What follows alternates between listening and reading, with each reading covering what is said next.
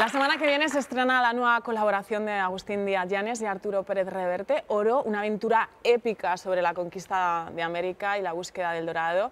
Y de Oro vamos a hablar con uno de sus protagonistas, Raúl Arévalo.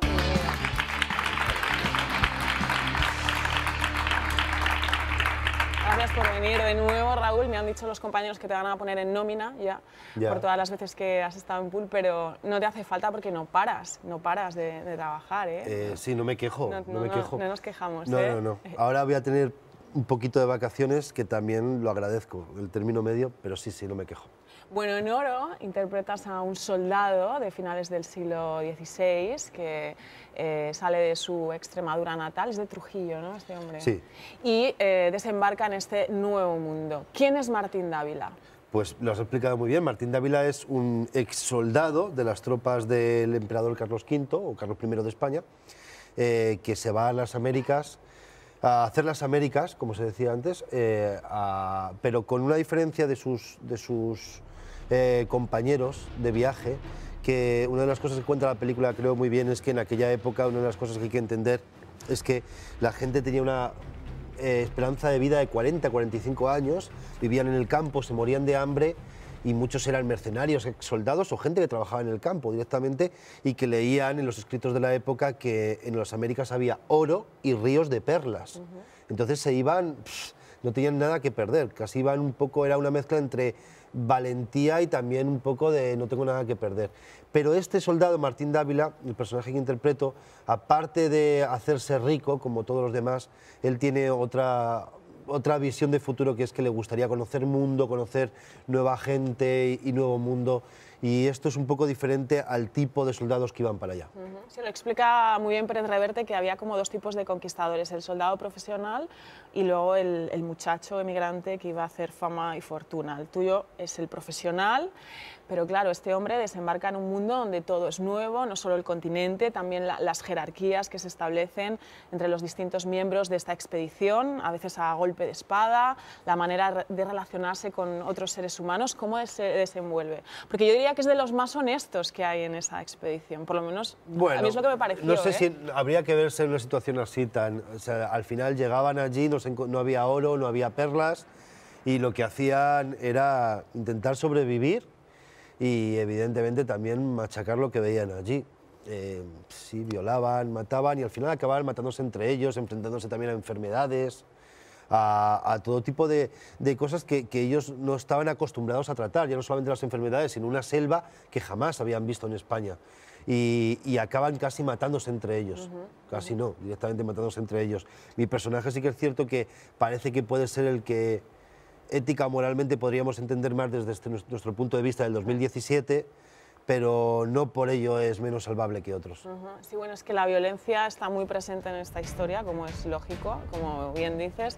Se mataban entre ellos, la violencia que ejercen contra los indígenas, contra las mujeres, en aquella época, imagínate, no valíamos absolutamente nada. Ahora las cosas están un poquito mejor, pero hay cosas no que habla tampoco, muy bien de la película nosotros, tampoco, ¿no? Sí, la película tampoco es una película sobre la conquista. O sea, no es una película sobre la historia de Hernán Cortés, pero sí que está ambientada en la conquista, que es un matiz importante, porque sí que es una historia de personajes que a finales del siglo XVI se van a hacer una expedición y se encuentran con que su mayor enemigo son ellos mismos al final.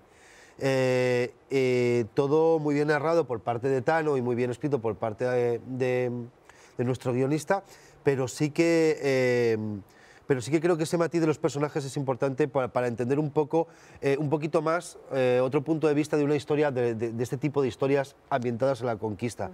Que entender que en aquella época, en los escritos de la época, se decía que los indios, por ejemplo, no tenían alma, se les trataba casi como perros. Entonces, aunque suena horrible visto desde el punto de vista de hoy en día, en aquella época, pues no sé lo que debía ser, es que es difícil imaginarse lo que debía ser ir a hacer una expedición semejante en aquella época. Cuenta Pérez Reverte que esto es una selva movie, que me ha hecho mucha gracia, porque no paráis... ¿Dice eso? No lo había escuchado. una selva movie porque no paráis en ningún momento, estáis todo el rato en movimiento, cuando no estáis peleando estáis pues en la selva, y la verdad es que el espectador casi siente y sufre con vosotros el barro, las serpientes venenosas, esa vegetación tan sofocante. ¿Fue un rodaje tan duro como parece o no tanto? Hombre, tampoco duro debía ser lo que pasaba. A ver, no, claro, bueno, lo que pasa es que tú arrancas ya en el barro. Claro, para la infraestructura de un rodaje, irte a la selva a rodar, allí estuvimos también mucho en Canarias, que es un sitio maravilloso y que luce muy bien por pantalla, pero estar allí con todos esos vestuarios, para nosotros, no solamente nosotros, sino los cámaras, la gente de producción, meter allí los camiones, era muy incómodo. Era muy incómodo para rodar allí. Pero luego también todo eso te ayudaba a meterte mucho más en el personaje, por lo menos para los actores. Lo pasó peor el equipo técnico que los actores. Claro, los actores siempre se los mima más al final, ¿no? Porque, sí, claro, sí, es el que sí. tiene que No, estar... y que también todas esas cosas también ayudaban, al estar incómodo como actor, también ayudaba a sentir lo que debían sentir ellos, multiplicado por 10.000 millones, evidentemente. Lo incorporabas a tu personaje. Sí, ayudaba mucho.